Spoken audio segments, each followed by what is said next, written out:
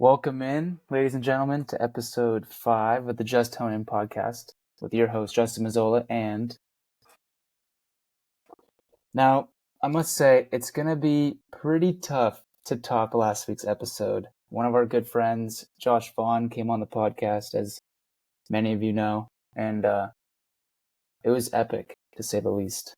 He brought some fun energy, some interesting takes. He also didn't realize which players were which, but then we ended with a pretty cool segment, a trivia segment, which Adam took home in a slight mix up. But the prize that he got, I wouldn't want anyways. I will say, if you haven't checked that episode out, I would highly recommend watching that. It's probably one of our best episodes of the day. It's got a lot of nuggets of entertainment in there, so highly recommend you guys check that one out if you haven't already. Yeah, definitely something we'll probably look into doing in the future, just to bring in some spice. Bring in some spice for the episodes, and just differentiate it a little bit. Might bring in some fresh faces too. You never know. We got a solid network of people, so you never know. If you're interested, please feel free to reach out to Adam and I, and we can arrange a little schedule an episode for you to hop on. To start today's episode, we'll highlight some key news from the week 8 of the NFL season. Hold up.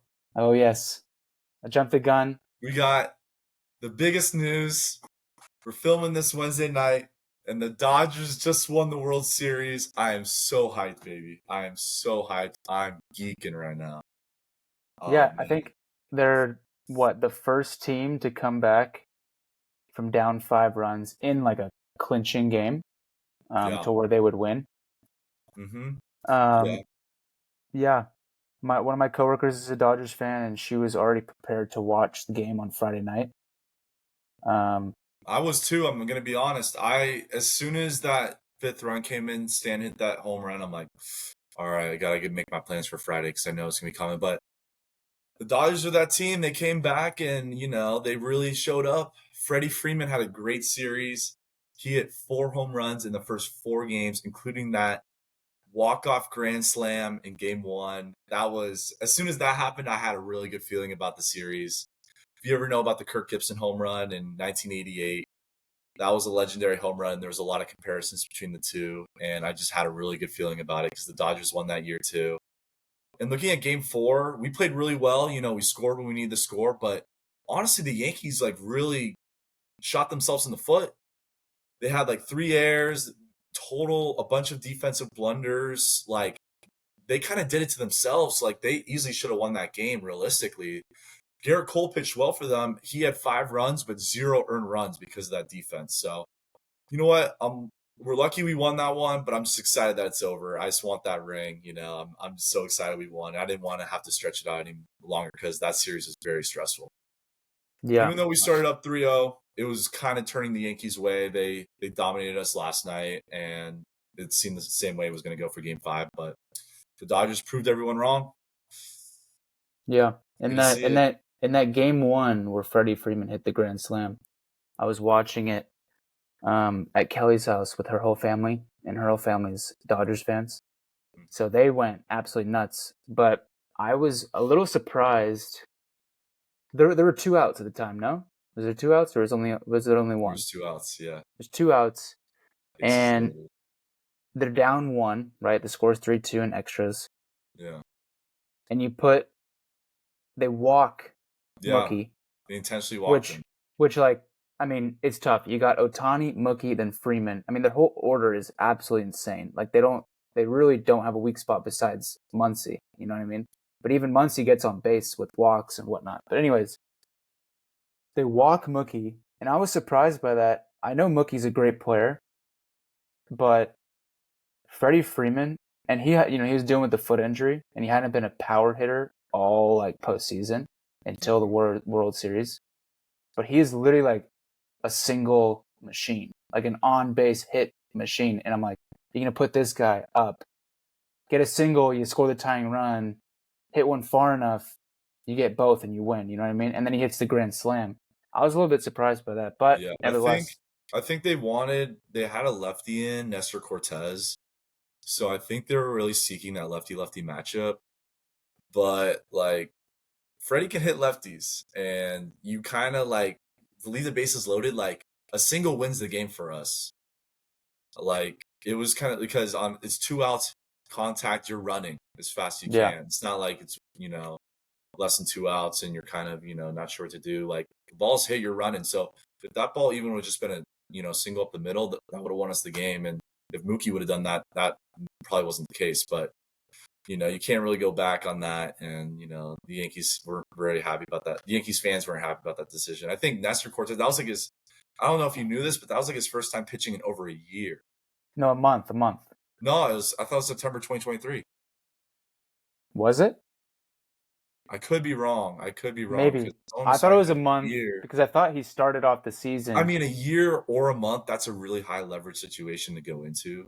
Bases Yeah, loaded. and he's a starting pitcher too, right? Like he's not normally a reliever. Yeah, I think he does a little bit of both. He'll do some starting, he'll do some, but regardless, Dodgers win the Congratulations. series. Very satisfying to beat the Yankees, especially with the Yankees' history over the Dodgers, and just And gotta now, get in.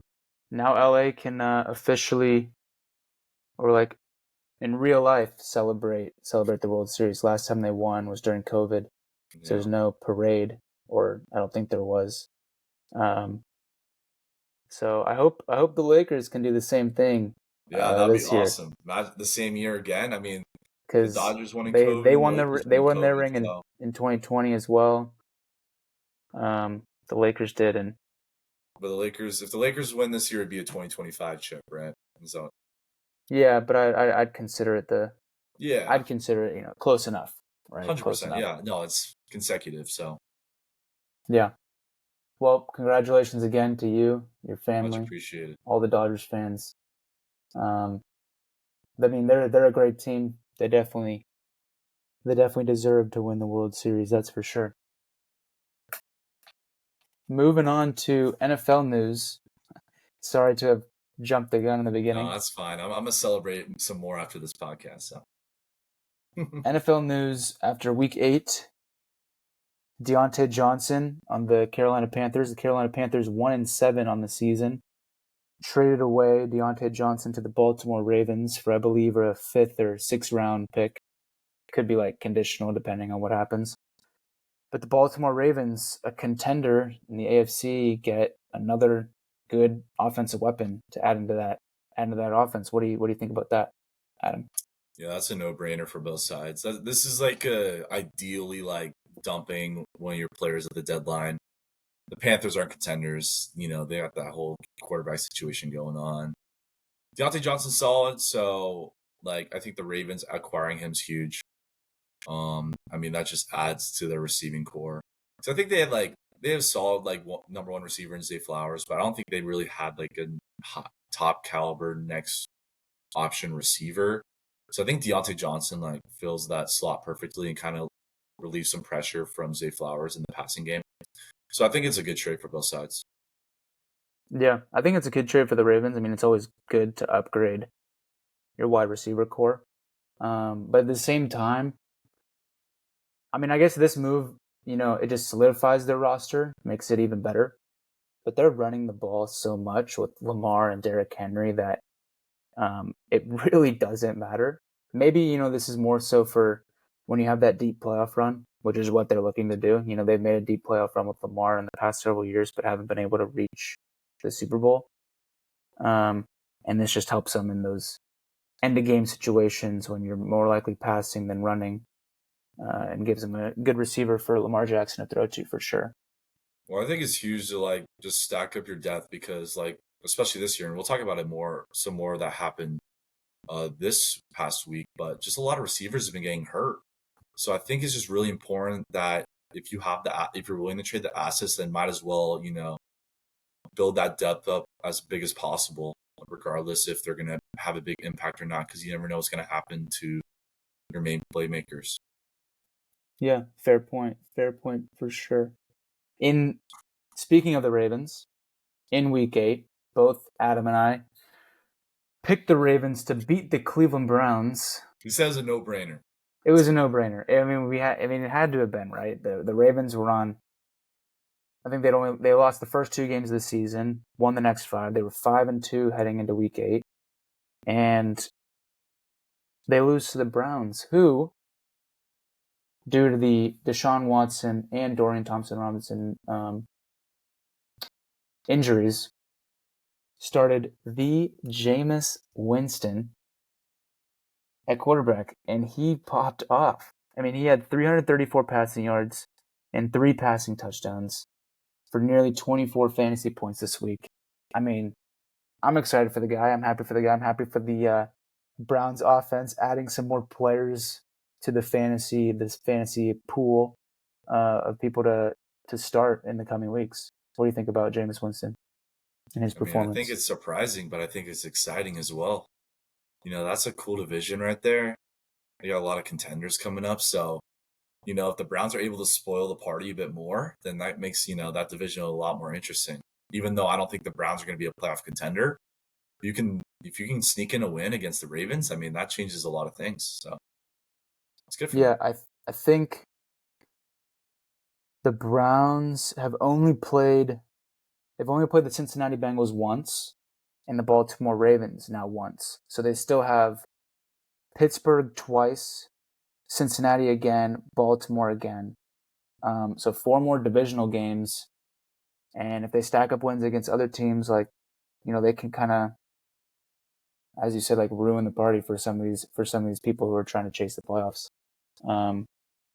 They still have like a solid defense. The defense isn't as crazy as everybody thought they were. They were the number 1 ranked fantasy defense heading into the season, projected. But I mean, their defense is still 12th in fantasy wise, and they still got some key players like Myles Garrett and Denzel Ward. So they play the Chargers this week, and we'll get into that in the pick'em later. But yeah, it should be interesting to see how the rest of the season folds out and what happens to Jameis Winston, if he continues his success or comes back to earth, and what that means for him heading into next season and the rest of his career. So cool to see from him. And related to the injuries that were discussed, Adam, you want to go over the 2 big injuries over this past weekend? Yep, we got Stephon Diggs and Christian Kirk out for the season. I think Diggs was an ACL, right? Yeah. Yeah, and then Kirk's a broken collarbone, which you don't see as often. It's more of the lower leg injuries. But to start off on Diggs, I mean, that's a tough blow for the Texans because you already had Nico Collins on IR. He's not out for the season, but he's been out for extended amount of time. So the fact that Diggs is out too, it's been tough. CJ Stroud just hasn't been as good as he's been his rookie year. So Texans, seeing some midseason struggles because we saw them as one of the favorites going into the season, one of those exciting teams to look forward to, and they've been hit with the injury bug and some struggling quarterback play. Yeah, CJ Stroud, since Nico Collins has been out, he's struggled a bit. Not posting terrible numbers, but last week against Green Bay, only had 86 passing yards. They still won this week against Indiana. I think they're 6-2 on the season. I could be wrong on that. We can check that out later. But yeah, definitely a big blow. Diggs has been playing well for them. No Nico Collins this week. I believe he's targeting a return next week. Tank Dell hasn't been the same player that he was last year for the Texans. And Dalton Schultz isn't doing much. A lot of the offense is really coming from Joe Mixon in that Texans offense, and he's doing a really good job for them. But devastating blow to lose Stephon Diggs, someone they traded for in the offseason from the Buffalo Bills, and a team that's going to want to compete in the playoffs and make a run for it. And for Christian Kirk, broken collarbone, the Jacksonville Jaguars already having a bad season, I believe 2-6 on the year. Lose him. Brian Thomas Jr. exited with a rib injury. Originally it was thought to be worse than it is, but he seems to be day-to-day. Gabe Davis exited with an injury, so they lost like their whole wide receiver core in 1 week. But yeah, tough season, tough week for the Jacksonville Jaguars. Yeah, for sure. Yeah, I mean, Jaguars haven't been the greatest, and their top receivers are out, and even their next option, Gabe Davis, has been battling some injuries as well. So, I mean, Travis Etienne has been playing well either. It's just been kind of a mess for the Jacksonville Jaguars. I'm not really sure what to say about them because they're, going into the season, they're a playoff contender. I mean, they don't have the strongest division, but you kind of would expect a bit more out of them. But, it's kind of tough to see. They got Evan Ingram, though. He's been solid. Yeah, I think Evan Ingram should be a big beneficiary of all these injuries, fantasy-wise. He'll probably see a lot more work, just a lot of these short passes. And, I mean, in a full PPR league, that's all you really care about. Just getting a ton of receptions and hopefully the yards come with it. But yeah, Jacksonville, playoff team last year, signed Trevor Lawrence to a big extension. They've got a lot of figuring out to do for sure. Yeah. With that being said, I guess we'll move into the Week 8 fantasy recap. If Adam, you want to pull up your screen. Yeah, back to earth for me, man. Back to earth. Spiritually Connected drops to 2-6. I mean, not really surprised here.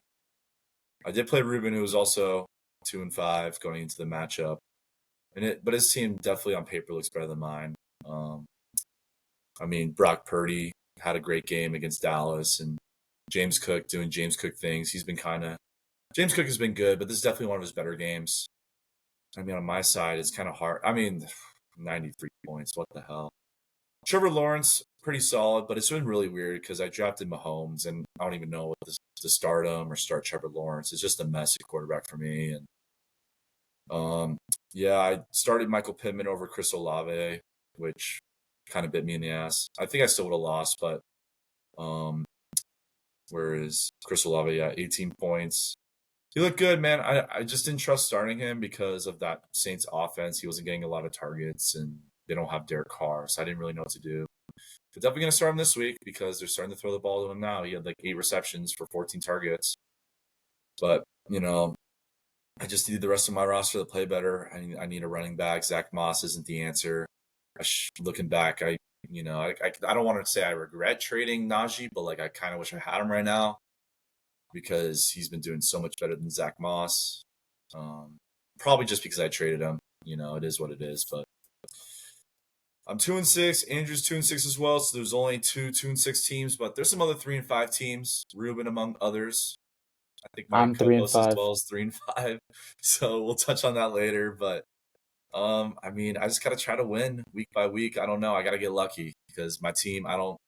It's not about making the playoffs. I think it's about not trying to do punishment. So, Well, anything you want to take note of my team or? I mean, I don't know. I'm scared of your team this week. I mean, shoot, everybody's gonna pop off against me. I got Troy and I have the most points points against. Everybody loves to pop off against us. It will break this week. And yeah, I mean, I don't know. So my theory. Listen to this. Here's my theory. My theory is, for those of you who don't know, I mean, many of our listeners know what the meaning behind Adam's team name is. Spiritually Connected. For the longest time, this guy, Adam Honer, would always win against these low-scoring opponents. And, in fairness, in some seasons, he also had some very good teams. There was one year that he won the league, and his team was absolutely insane.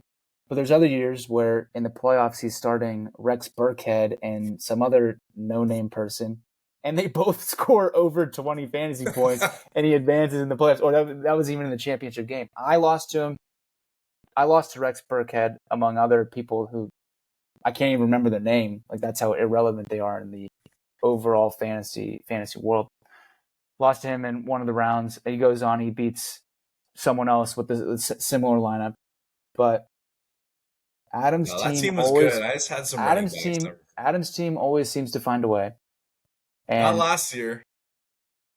but let me we're gonna ignore that for a second because that's against my theory. So spiritually connected, he's very in tune with his roster.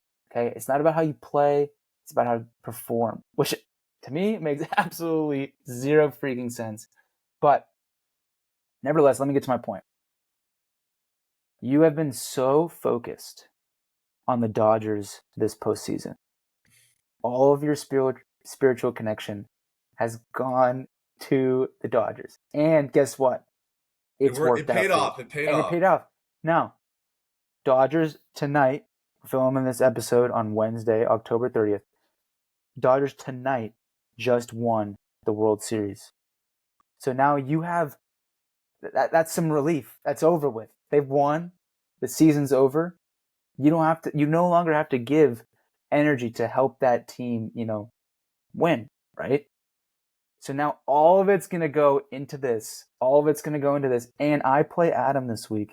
I would bet my life savings that he beats me. I would bet my life. He's going to. He's projected like 20 points less than me. It doesn't matter. It does not matter. In the famous words of Ryan Salazzo, who's not playing in this league, projections don't mean anything. They don't.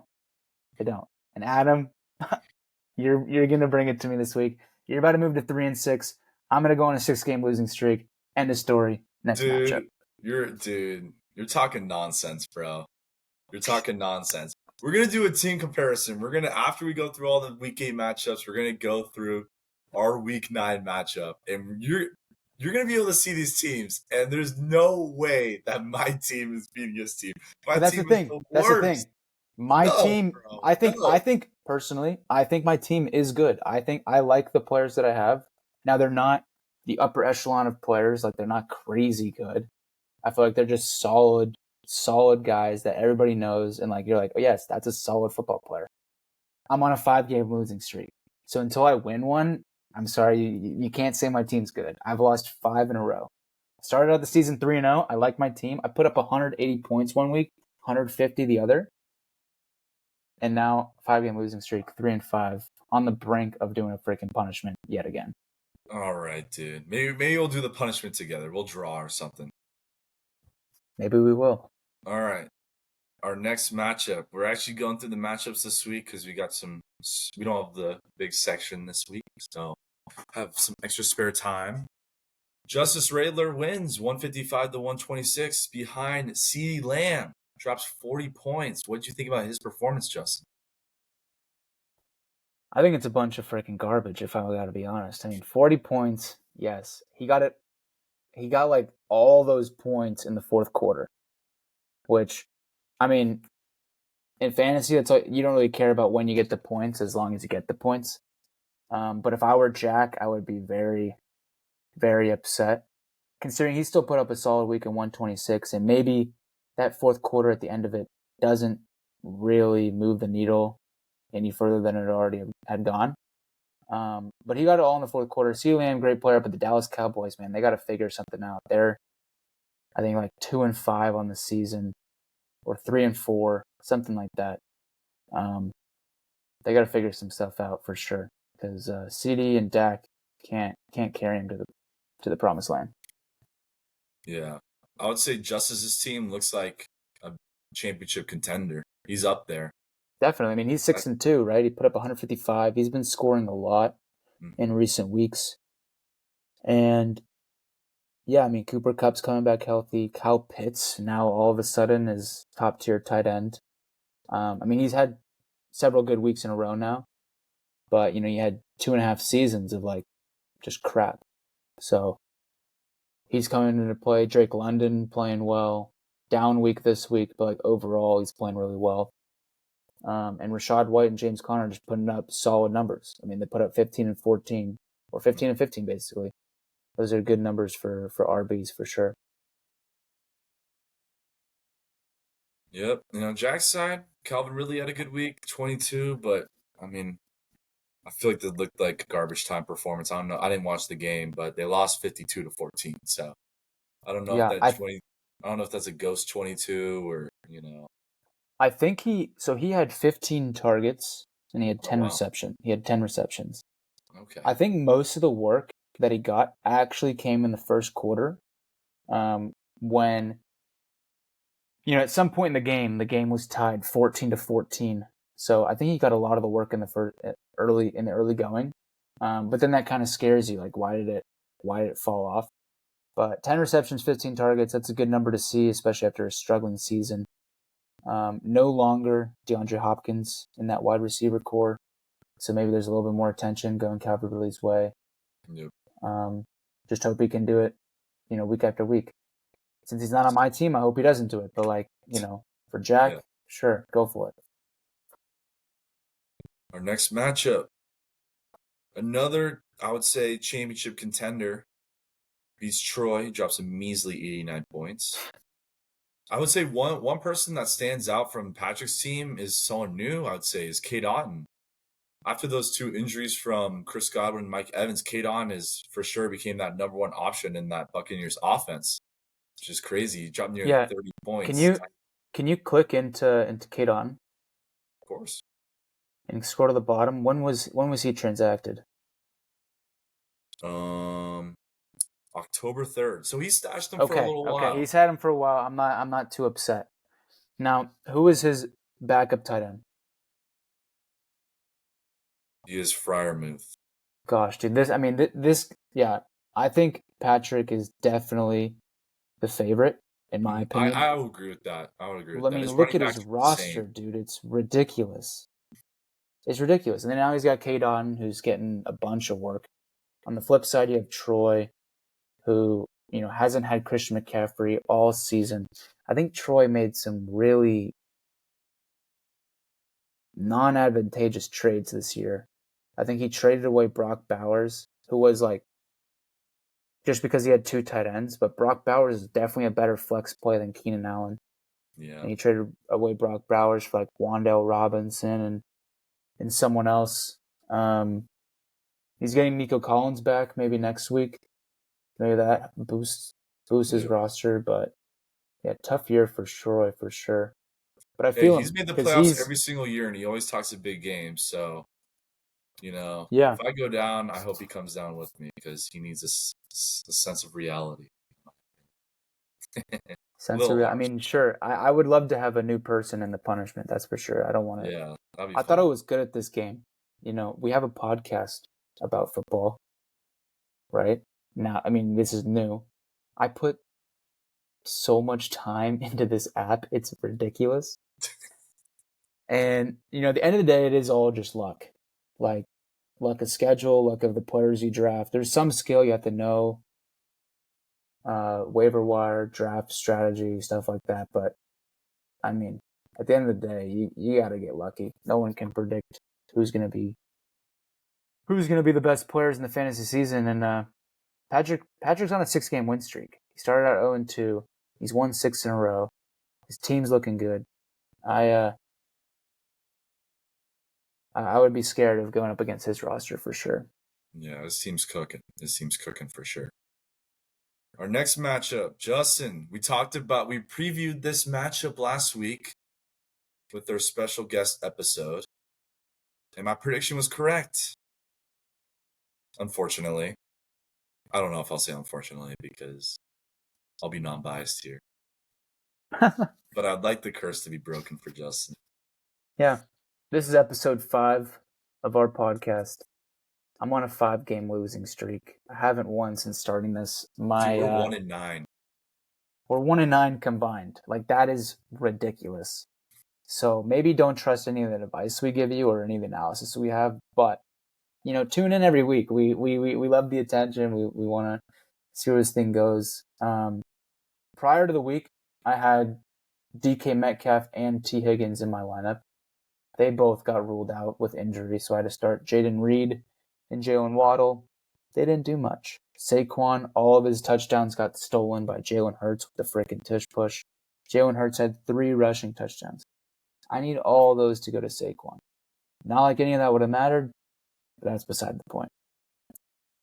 Josh Allen, standard, close to 20 points. I'm fine with that. Mark Andrews playing well. But on the flip side, I mean, you got Tyreek Hill, Josh Jacobs, Tony Pollard all playing well. George Kittle with 25 points. And then Devon Achane with 27. The only thing I'll say about Vaughn's team is he's losing Stephon Diggs, but no need to worry, because if you score to his bench, he's got Terry McLaurin, who's been playing well with Jaden Daniels.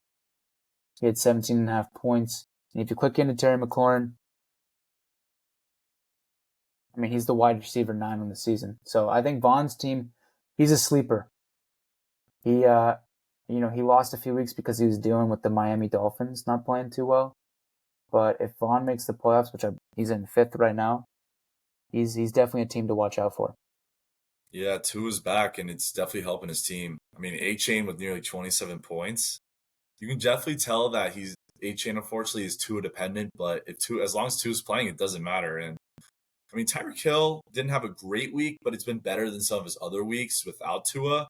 And I think he's going to be projecting even more after this week. So definitely a big boost to his team with Tua back. I know Vaughn was talking about he wanted Tua back, and Tua showed up. So it's good for him on his team, and his team's looking solid. I think he's gonna be making a push for the playoffs at the end. And that 4-4 record's a bit deceiving compared to how his team actually looks. He's probably gonna end up with a winning record and in the playoffs.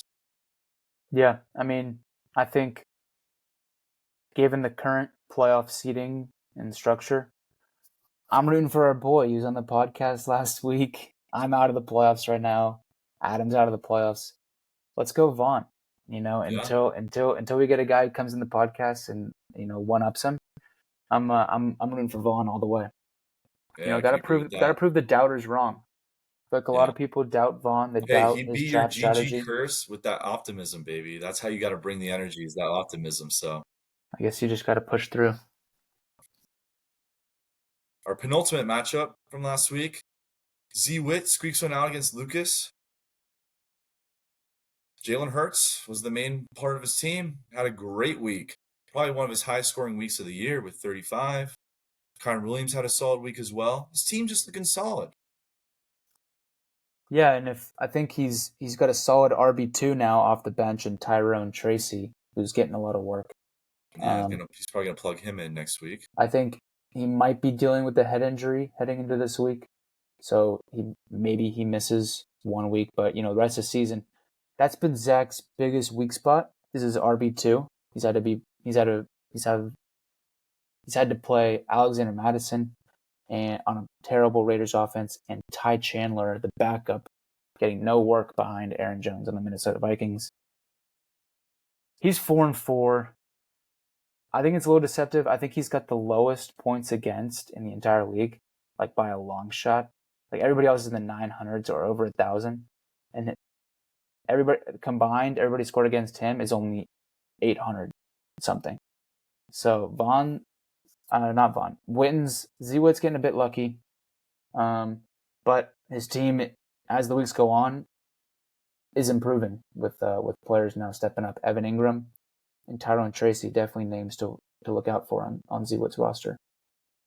Yeah, I think Z-Witt's on the fringe of the playoffs. I think he just needs to have more wins like this, and he can sneak in. But his team's 4-4 like Vaughn's, but I don't think his team is as good as Vaughn's. There's definitely some weaknesses where Vaughn's team's a bit more well-rounded. But on the other side, Lucas has had a good season so far, but, he's been kind of lucky, Lulu lucky. I think that's the way to put it. I need to see a name change ASAP. That's the way to phrase it, because he's had some favorable matchups, but, Z-Witt pulled this one out. But, Lucas got a solid team. His running backs are pretty solid with Bijan and Mixon. Those are both two top 10 running backs. Don't really need to do anything with that. But tough week for Geno Smith as his starting quarterback, I would say. Yeah, tough week for Geno against the Bills. Geno this year he's had a solid season, but whenever they play a good team, he sucks. Like a good team with like a decent defense. When he played the Bills this week, he sucked. Without DK Metcalf, so to be fair, maybe that hindered him a little bit. But he still got good receivers in Tyler Lockett and JSN. From a talent perspective, you should be able to throw them the ball. Even though, as you can see on Zach's team, Tyler Lockett didn't have a good game, and that's partly because Geno didn't have a good game. But I have Geno stock in another league, in a 14-team league where all the quarterbacks are gone, and so that's all I have. I need him to step up. So I hope he doesn't step up for Lucas and he steps up for me. So hopefully there's different scoring that way, but we'll see what happens the rest of the season. And then I'll also mention on Lucas's bench, I was hoping to pick him up this week, so I was number 1 on the waiver, but he already freaking had him. I cannot believe it. Cedric Tillman. He has been playing great with Jameis Winston into the lineup. Man dropped 29 points. That was a great week from Cedric. Yeah, 7 receptions, 99 yards, 2 touchdowns. Especially, he's already got good receivers. Brian Thomas dealing with injury though. Devontae Adams not living up to the hype that was with the Jets when he got traded there. But on the bench, he's got Cedric and Devontae Smith, who he benched this week, which I'm a bit surprised about because Devontae Smith, he's been pretty consistent this year, and on a good Eagles offense. So I think Lucas's team. I'll call him Lulu Lucky, but he does have a solid roster, and he's looking to make his push to the playoffs as well. Our last matchup. Our first place team, Jason and the Bike Bandits, beat out Andrew, falls to 2-6, and joins me at the bottom of the barrel. Jason had some good performers with Ramondre Stevenson, Lamar Jackson, Jahmyr Gibbs. His team just looks pretty solid overall. I don't know if his team stacks up compared to Verani's and Justice's, but his team is solid and is up there for a playoff contender. Yeah, his team somehow, he's got solid bench players too. Finds a way. It's not like eye candy on his team with Tank Bigsby, Darnell Mooney, Cole Kmet, but for whatever reason, they have good weeks, or the roster. He's been putting up a lot of points recently. So whatever he's doing is working. And on the flip side, with Andrew, I feel like he's got some solid players in Kareem Hunt, Justin Jefferson, DeAndre Swift. But he had to deal with the Jordan Love injury this week. Had to exit the game early. Travis Kelce even had a big week. I feel like his team's not as bad as the record shows. Just struggling this year for sure. Hey, if I had a choice between picking having either of the 2-6 teams as my team, I'd swap with Andrew in a heartbeat. So I know he's 2-6, but his team's still looking pretty good. Yeah, I think he's just had some unlucky weeks. He had a pretty solid. If you're scoring over 100, you're not doing too bad. So he's not doing too bad, but I think he's just fallen a little bit unlucky. His team's pretty solid. definitely. Well, and he's got Mike Evans on that IR spot, so if he comes back from a hamstring injury, Deontay Johnson just got sent to Baltimore. He should be healthy soon. And hopefully ETN can step it up. Baker's been great this season, maybe just because the Jacksonville matchup was a bit more favorable for Jordan Love compared to Baker against Atlanta. But, it might be a week-by-week thing for him, deciding who he's going to start. But, his team's solid, and, it might be too late for a playoff push, but you never know. You never know. There's still, I guess, we're heading into week 9. Yes. So there's week 9, 10, 11, 12, 13, 14. 6 weeks left of the regular season for fantasy. So you got 6 games to work with now. The time is it's of the essence. And like you said, this is a special week because the 2 co-hosts play against each other this week. Look at this comparison advantage. Justin. Freaking tight end, who cares? Justin. Team. All on Justin's side. This is a no-brainer. Justin's going to beat me this week. It's all on my side, and that's why I'm going to lose. It's like, this is what I'll compare it to. Okay? We have the Baltimore Ravens on my side. Okay?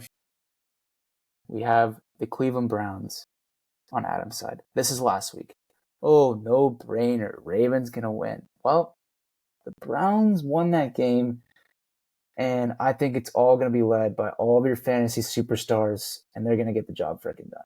I mean, they are. Chris Olave playing Carolina. That's an easy matchup. Patrick Mahomes playing Tampa Bay. They're going to put up some points. Right? Yeah, but I he mean, hasn't come been on. able to put up points. His team's 7-0, and he hasn't scored 20 points this entire season. Well, I'm terrified. Zay Flowers on an awesome offense. Dalton Kincaid. He's not been too good this season, but, this is the week that he's going to freaking pop off. Romeo Doubs, my gift to you on the waiver wire. He's going to pop off, of course, and bite me in the butt. I mean, come on. Your kicker. I would place a bet that your kicker scores at least 17 fantasy points. I'll put that on right now. Okay, it's gonna happen. It's just, all this stuff is gonna happen. You're gonna take me out. T. Higgins, DK Metcalf might not even play. So you take those people out. You have to sub in Jalen Waddle and Jaden Reed. That's what I had to do last week. Vaughn killed me. So I think that's probably going to be the case. T. Higgins dealing with a groin injury. DK Metcalf dealing with a MCL sprain in the knee. I'm not confident. Of course I'm not. I mean, come on, look at I my might team. put in It's Tucker terrible. Kraft. Who knows? I might do a little tinkering, but I mean, Justin's reasoning just doesn't make any sense. If you have eyes and you're looking at this matchup, I mean, it's a no-brainer. So I'm gonna think Justin's gonna win, and Justin's gonna think I'm gonna win, which is absolutely crazy. But that's just how our league is. This is just how our league is. It's all about pessimism, and I'm usually optimistic. But if you have a team like mine, then you just can't. That like if I'm being optimistic with the team that I have, then I would just be delusional. So I gotta be Now, realistic here, I and I will, gotta. I will say this. If I beat you this week, okay, I will still think I'm cursed. Just because, it's the podcast curse. So, one of us is going to lose, and therefore it's like, we can't get rid of it. So, outside of this week, I need to see So both we're of going to us 2-10 start. regardless. Right. I need to see both of us, start to stack some wins on the after post week 9. I need to see it happen. I mean, I'm dying over here. I'm 3-5, 5-game losing streak. It's ridiculous. And so hopefully we can turn the season around. I really want to make playoffs. I just want a shot at the money, because otherwise it's I'm the one who took the money this year, in terms of everybody paid me, so it's just sitting in my bank account.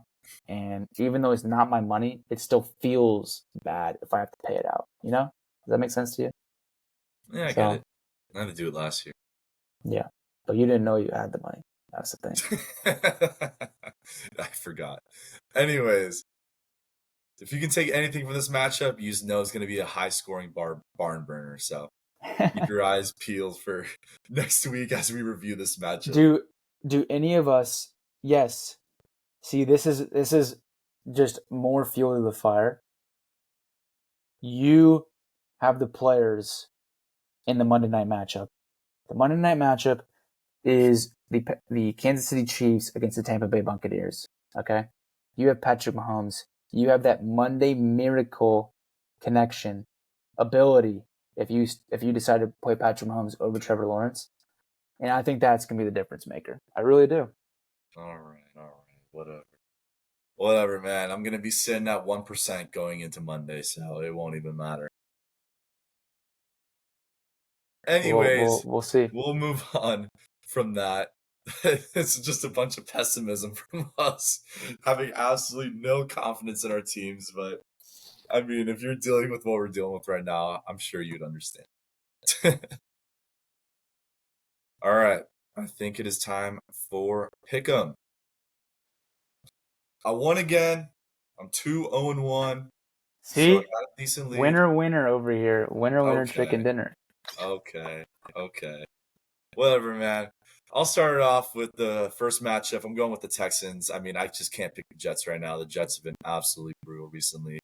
I've been a little more optimistic about them, but I can't be optimistic about them anymore. So I'm going to go with Houston, even with Stephon Diggs out. Yeah, you've been very optimistic about them the whole season, and I keep on saying that they suck. Even though the past 2 weeks I've picked them to win because they have Devontae Adams. I thought they're gonna. I mean, last week they played the Patriots and they lost. I mean, this team is a disappointment of all disappointments, considering the talent they have on their roster. I'm going with the Texans as well. I mean, I can't pick the Jets 3 times in a row. There's just no way. I mean, if you're into sports betting, I don't know if you can see this, Justin, but the Texans are sitting at plus 110 money line, while the Jets are the favorite at minus 130. I mean, I might have to get onto my sports betting apps after this and place a bet on the Texans because, geez, what are these odds? Yeah, that's actually crazy. Maybe just because the Jets are desperate. The betting markets are sensing the desperateness, if that's even a word, of the Jets. They got to win this game, to have any chance of doing anything. I mean, the game's in New York as well, but Yeah, but I mean, they yeah, might be desperate, but I don't know if that's going to change anything. yeah, Just I'd because have, I'd have they're to agree. feeling some sort of way. So both of us have the Texans in this one.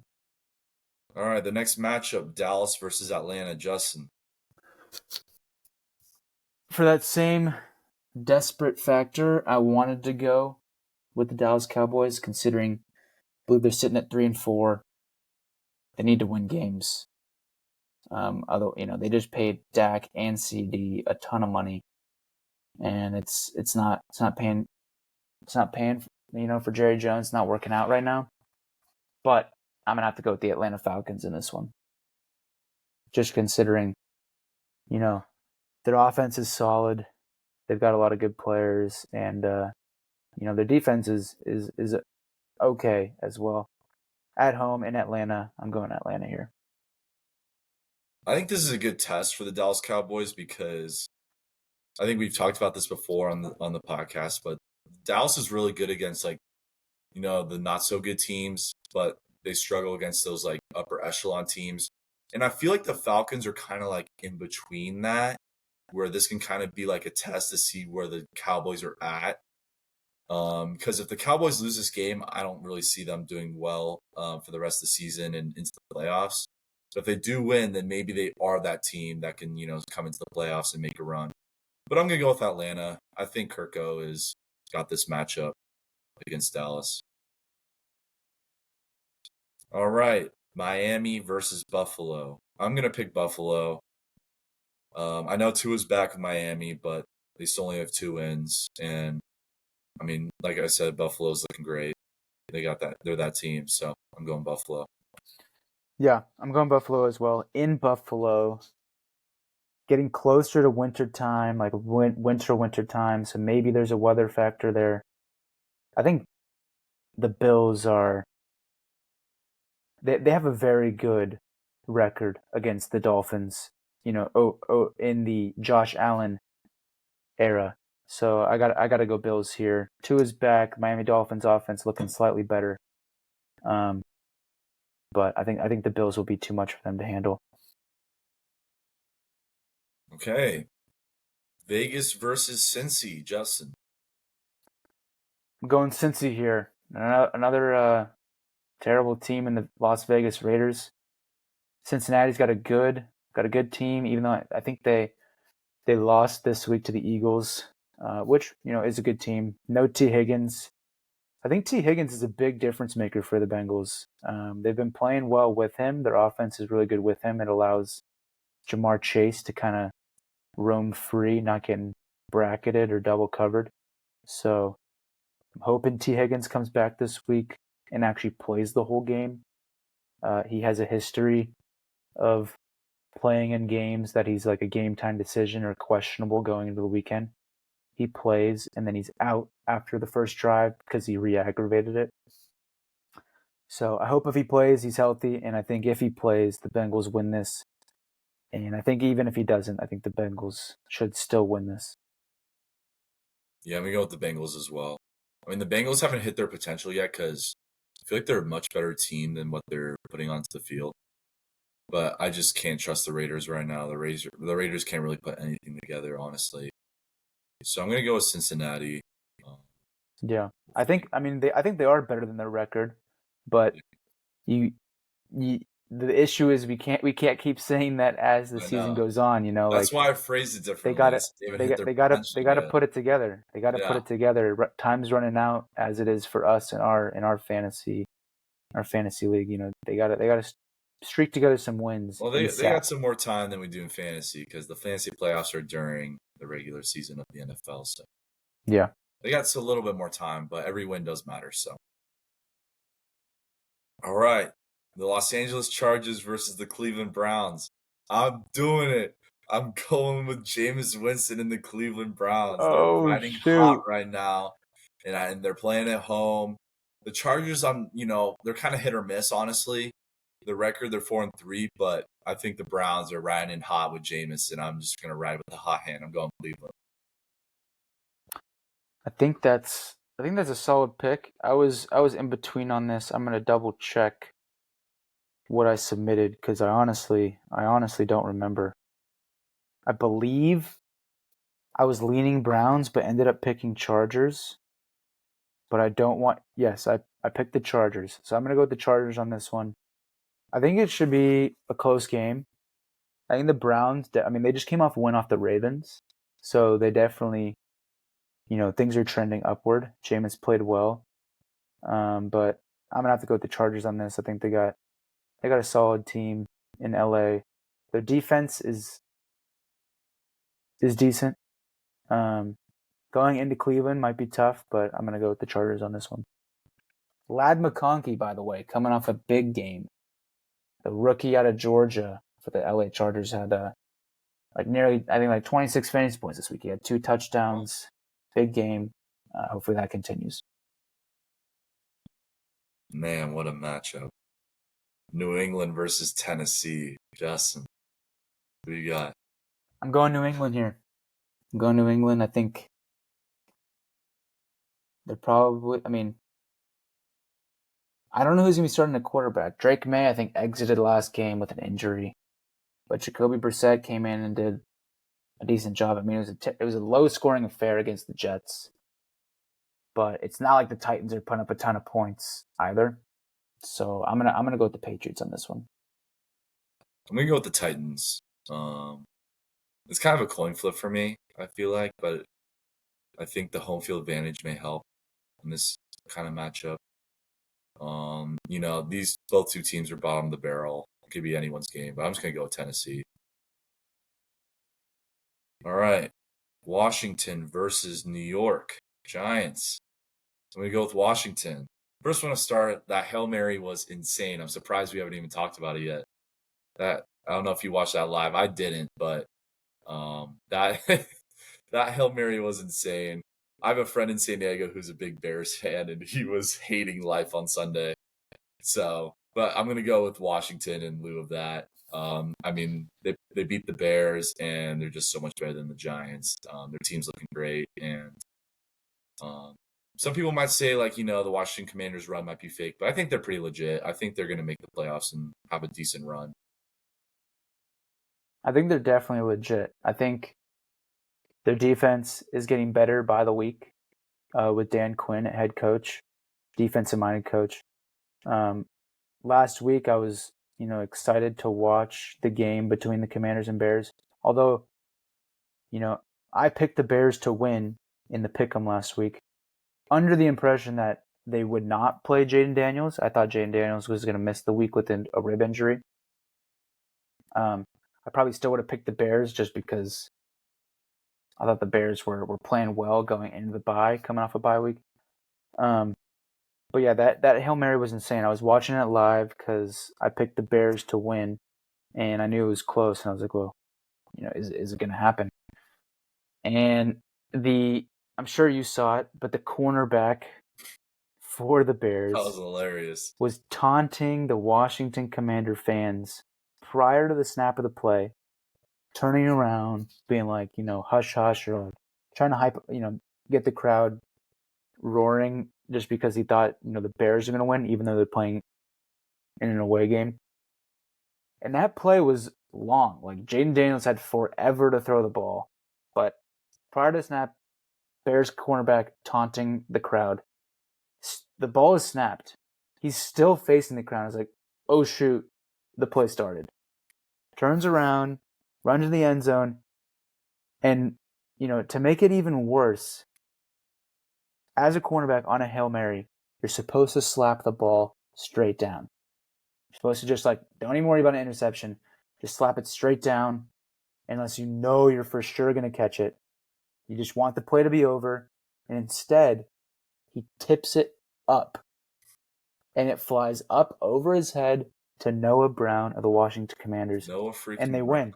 win. And he was Noah Brown was all by himself. Just they always have a player for the tip drill, just in case the ball's popped up for you to go get it. And the Commanders won that game. And long story short, I'm going to go with the Commanders in this one. That's long story. I'm going to go with the Commanders in this one. The Giants, no good. Commanders are legit. And yes, I think last point. I think it'll be similar to when Lamar Jackson came into the NFL. He led the Ravens to the playoffs in his first year. They lost in week 1 of the playoffs. I feel like it will be the same for the Washington Commanders, but I'll be rooting for them for sure. All right, our next matchup, New Orleans versus Carolina. Another bottom of the barrel matchup. Justin, who do you got? Another bottom of the barrel. I'm going to have to go with the Saints, though, considering I think Derek Carr is coming back this week. Even if he doesn't, I don't know the name of the quarterback, but Spencer Rattler's no longer starting. It'll be the other Nick backup. Hainer? Yes, Nick Hainer. I think the Saints should win this one. Better defense. They still have still have Chris Olave, Alvin Kamara. So I think the Saints should win this one, even though I was wanting to pick the Panthers, only to be different. I'm going to do it. I'm picking Carolina. You gotta be kidding me. I'm actually serious. And the reason is not because of the game. It's because of our fancy matchup. Chris Olave is going to have a bad week. They're not going to throw the ball. And Carolina's going to win the matchup. And Justin's going to beat me in fantasy this week. Because that's just how it goes. So that's an interesting Carolina. That's an interesting take on it, but sometimes your picks don't need to be perfect, You just need that kind of a feeling. I had a feeling about the Commanders last week, even though they might have been the favorites, but they weren't going to have Jane Daniels. But you know what? I was going to ride with the Commanders anyways. But the Commanders aren't the Panthers. This takes a little more out there, but sometimes you got to throw a half-court shot, Sometimes. I'll be honest. I had the Panthers. I clicked it. That was my first instinct when I filled out my pick'em. And prior to the podcast, I switched it because I'm like, okay, there's no way Adam picks the Panthers. And I can't be making all these wild picks because I feel like I've done a few in recent weeks and I've always been bit by it. And now you're doing it. And so just because you did that, that means one, Chris Olave is going to have a great game, but the Carolina Panthers are going to win. So congratulations, you've locked up this week's pick'em. I mean, I hope Chris Olave has a great week, but knowing how it goes, because he's starting in my lineup this week, it's not going to go well. Yeah, we'll see. This matchup right here. This matchup right here might be. You never know. You never know. This matchup right here might be the decider. Might be the decider this week. All right. Denver versus Baltimore. Crazy how the records are the same. I'm going Baltimore. They're a much better team than Denver. I mean, they did lose to Cleveland. We can't forget about that. But I just don't think the Broncos are strong enough to handle this Ravens offense. I mean, the Browns, we were talking about it earlier. The Browns have a great defense. And we're talking about how they're the number 1 projected defense in fantasy this year. And they're number 12 right now. And the Broncos defense is just not comparable at all. So I'm riding with Baltimore. I mean, I would disagree. I think the Broncos defense has been really good this year with Pat Surtain. We'll find out. Pat Surtain's the corner, but do you think the interior is going to take care of Derrick Henry? No, I mean, I still have the Ravens winning this game, but I will defend the Broncos defense. Okay. I will defend the Broncos. They've had a great. They're the number 1 fantasy defense in all of fantasy. They've been playing really well this year. they put up 10, 7, 16, 12, 15, 2, 21, 9.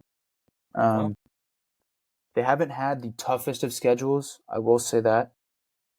And it doesn't look like they're going to have that. But aside from playing Baltimore this week and Kansas City next week, the remaining schedule is not that tough either. So,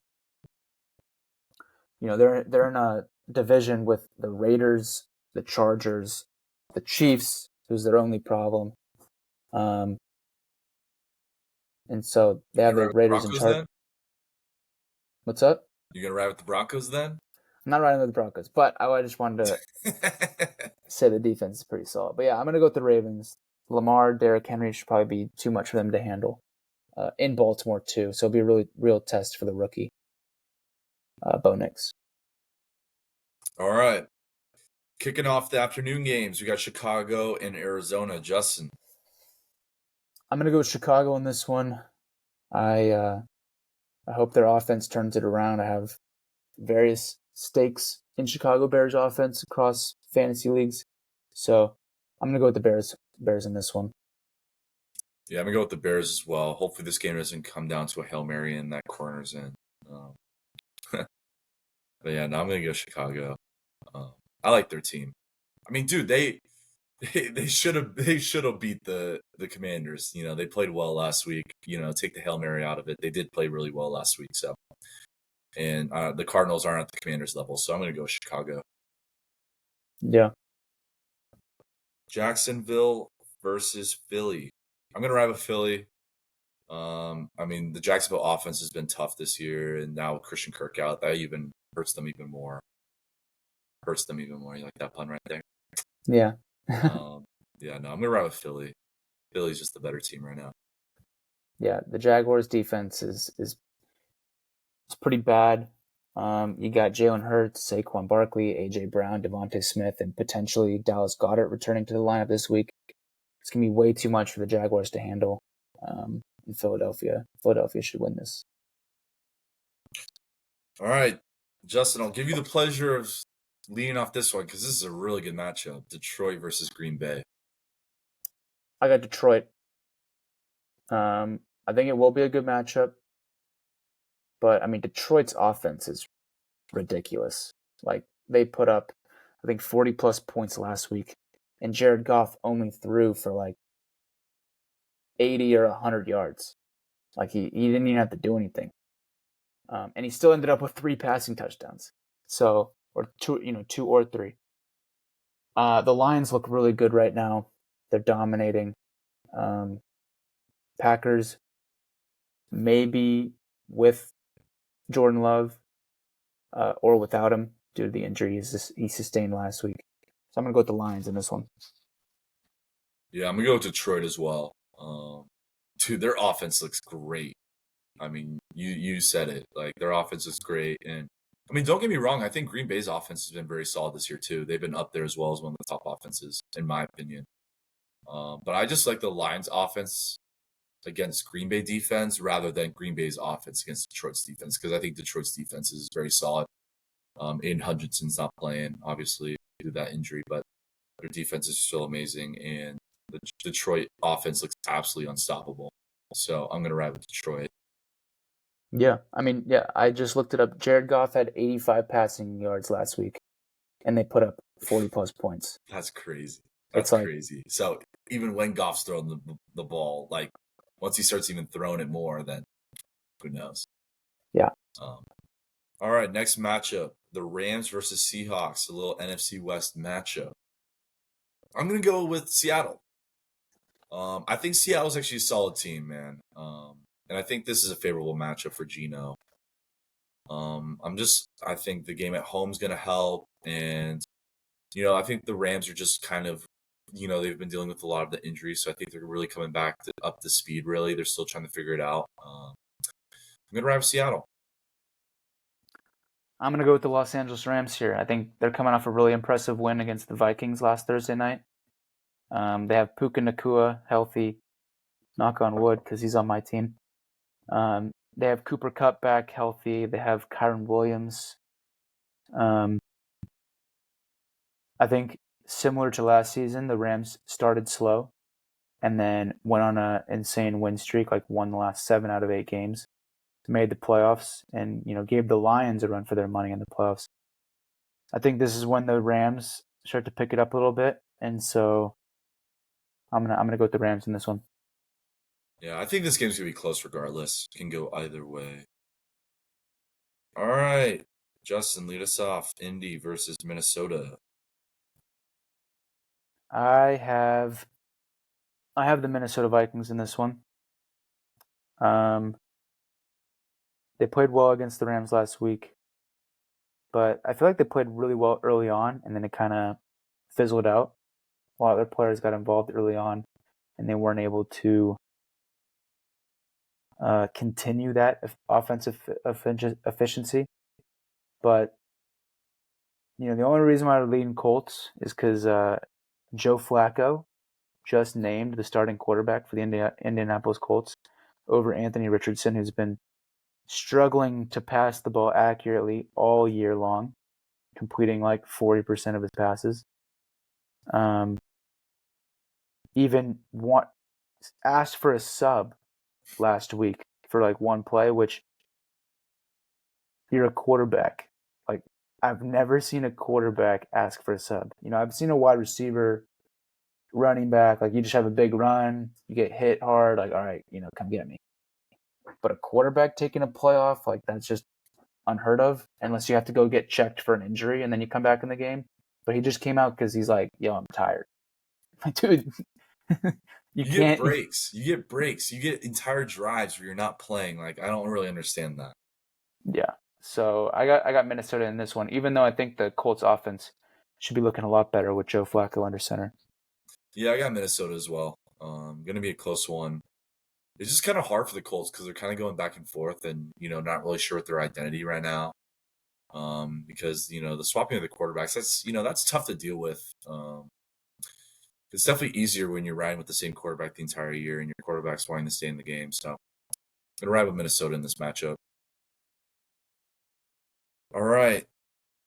Oh, that was our Sunday night game, Indianapolis versus Minnesota. I forgot about that. But our last matchup to talk about, Monday Night Football. Oh, who's surprised? Sorry. The Kansas City Chiefs are in another primetime game against Tampa Bay Buccaneers, and I'm going with the Chiefs. They haven't lost a game this season, and they're riding hot. So I'm going to go with the Chiefs, but I do like the Buccaneers, and I wouldn't be surprised if the Buccaneers gave them a run for their money. Yeah, I'm going to go with the Chiefs as well. In Kansas City, that stadium goes crazy with the home field advantage. The Chiefs are 7-0. I honestly don't know how they're 7-0. I know they're good. Their defense is playing well, but Patrick Mahomes hasn't really been playing like insane football, at least from a fantasy perspective. Yeah, tell me He's about been it. throwing interceptions, but I mean, yeah, they're 7-0 for a reason. I got the Chiefs in this one, and that concludes. Yeah. Sorry. Can't pick against the Chiefs until they lose, in my opinion. Yeah. So that concludes this week's Pick'em. Heading into week 9 of the NFL season. Just finished week 8. The season's crazy. Lots of injuries. A lot of storylines. Lots of trades happening this year, and it'll be exciting to see what happens in the playoffs. I mean, the Niners, my team, going into their bye week, not even in the playoffs right now as the standings work out. The Arizona Cardinals are at the top of the division at 4-4. They're 4-4. Niners are 4-4. Seattle's 4-4, and then the Rams are 3-4 because they've had a bye week. And so it'll be interesting to see how that division shakes out, for sure. Well, do you want to talk about some NBA basketball? Some Lakers Los talk? Angeles Lakers. Yeah, I got to shift my energy now since baseball's over. So Los Angeles Lakers start the season out 3-0 against teams, the Timberwolves, solid team, Phoenix Suns, solid team, and the Sacramento Kings, which in that game LeBron put on a nice little vintage performance for me. Mm-hmm. They were down 7 heading into the fourth quarter, and he scored 16 points, like nearly 16 straight points. Led the team in points overall. They went on a 21-3 run to open up the fourth quarter and ended up closing that victory out. Yeah. But so after the 3-0 start, I was wouldn't really even consider happy. the Kings a solid team too. So that's 3 solid teams to start the season Yeah. off. I was 3 great very teams. optimistic. Starting off 3-0, JJ Redick looking good in that head coaching role. They seem to have more offensive sets. Mm-hmm. There's still some possessions where I get really frustrated because it's like they don't get into an actual play until 8 or 10 seconds left on the shot clock. Say LeBron's taking his time up the court, or the teams are pressuring the guards of the Lakers, and they can't even get, they're just holding him at half court. And it's like they're not working their way down the court into the play, running some action until there's little time left on the clock. But when they have run their set plays, I feel like it's looked really good. A lot of good out of bounds plays as well. But then, following the 3-0 start, they lose to the Suns in a game where LeBron sucked. Like, it was a struggle watching him.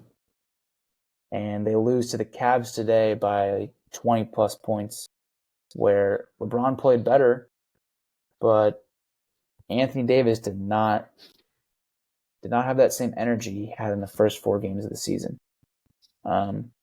Which I was disappointed to see him. He was getting tossed around a little bit by Jared Allen and Evan Mobley, but I was really impressed with Anthony Davis's start to the season, and he looked good. He looked quick and explosive, and doing everything, and really he just looked so good. And for today's game to be honestly a complete opposite for me, even though he still had 22 points and double-digit rebounds. I hope it's not a sign of an up and down season to come. Yeah, I mean, I can't say as much as Justin. I haven't been watching the games as much. I've been focusing on baseball this week, or probably the past couple weeks because of this playoff run. But I was able to watch that first game, and we talked about it on the last podcast, right? That first game, yeah, we looked great. I mean, it's definitely disappointing, but there's going to be ups and downs throughout the season. It's just really difficult when you're playing inconsistently. You definitely, as a fan, you want to see your team play consistently throughout the season. So you don't want to see those waves go up and down too often, with us falling down the 3-2. But what do we got upcoming in the next couple of games? On Friday we have the Raptors, which we need to win that game. The Raptors are dealing with some injuries. They're 1-4. Scotty got hurt, right? I think so. And then so we have the Raptors, and then on Monday we have the Pistons. We should win that game, right? But you never know with the Lakers. Sometimes when they play these bad teams, they always play down to their level. They make it way too close. They forget how to play defense, and hopefully that'll change this year. From a player perspective, but maybe JJ Redick doing a better job than Darvin Ham in preparing and keeping these guys accountable. And then we play Memphis next Wednesday. So we have 3 winnable games for sure. Yeah, Memphis probably the toughest out of the 3, but yeah, I would assume that we're the favorites for all 3 of those matchups. Yeah, so I hope we can put together 3 wins over the next 3 games. Winning streak and go from there. Yeah, I mean, I think the thing that frustrates me is the inconsistency, and there's a team who I hate, I despise, and if you were to guess, you probably guess right. It's the Golden State Warriors. Yeah. They're without Stephen Curry for the last 2 games or 2.5 games. They're 4-1. It's if they can figure it out, and they haven't been playing crazy opponents. They played the Pelicans 2 games in a row, who are 2-3 now. But you think if they can figure it out, bro, why can't we? We have good players. Our starting five has been playing really well. Like D'Angelo, he's up and down, but that's what comes with him. But Reeves, Rui, LeBron, and AD, like that's four solid guys for us. And I just hope that we can continue to figure it out over the course of this 82 game season and bring another championship to LA. I'm glad that Redick's consistent with the starting lineup, because that was definitely something frustrating last year with Darvin Ham, like switching up the lineup all the time. Like that throws the team off, throwing up all these different combinations, and you don't know if you're going to start. You don't know even know your role on the team. Like I'm glad that he's playing consistently, but it's also like really early in the season. Like it's only been like 5 games for the Lakers. I mean, maybe less for some other teams. So it's really hard to judge. You can't really say the Warriors have figured it out yet. It's only been a handful of games. So fair point. I mean, we could probably have this conversation about figuring it out maybe a month down the line, but we just got to keep our eye on the Lakers, and hopefully we win that 3-game stretch, because it's definitely winnable, and just go from there. Yeah, I'll be watching every Lakers game I can. I'm going to try to watch as many as I can. LeBron, but I know you'll be on it. So LeBron's reaching the end of his career. I don't know what I'm gonna do post Bron. Last note, we will say to wrap up the podcast, congratulations to Bronny James on his first career points.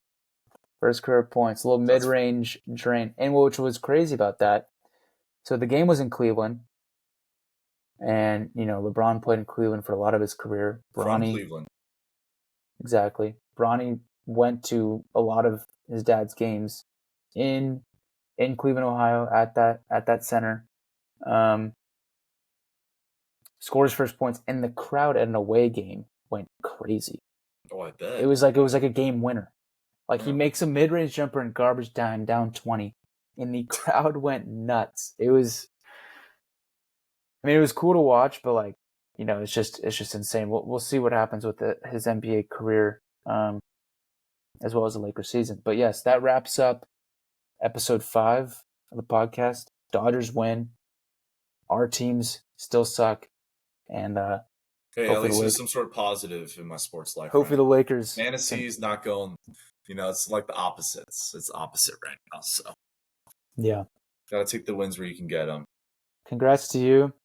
Thank you. And hopefully the Lakers can piece together a good season, and we'll see you guys next week for episode 6, the Just Hone In podcast. With your host Justin Mazzola and the Adam Honer. Thanks for tuning in. See you guys later.